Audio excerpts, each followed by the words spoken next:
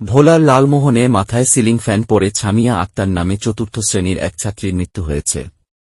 শনিবার দুপুরে উপজেলার ফরাজগঞ্জ ইউনিয়নের আশুলি গ্রামে এ মর্মান্তিক দুর্ঘটনা ঘটে। ছামিয়া ওই গ্রামের ইলেকট্রিশিয়ান মোহাম্মদ হোসেনের মেয়ে।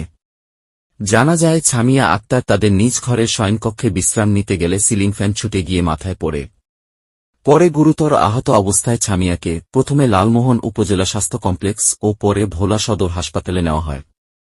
এরপরও অবস্থার উন্নতি না হওয়ায় শনিবার রাতে অ্যাম্বুলেন্স যোগে ঢাকা নেওয়ার পথে মারা যায় ছামিয়া।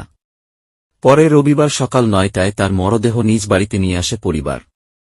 এ সময় স্বজনদের হৃদয়বিদারক আহাজারিতে ভারী হয়ে ওঠে আশপাশের পরিবেশ। বারবার মূর্ছা যাচ্ছিলেন ছামিয়ার বাবা মা। ছামিয়া বাড়ির পাশেই আশুলি সরকারি প্রাথমিক বিদ্যালয়ে চতুর্থ শ্রেণীর ছাত্রী ছিল। ওই বিদ্যালয়ের প্রধান শিক্ষক মমতাজ বেগম জানান, শনিবার দুপুর ১টার দিকে নিজ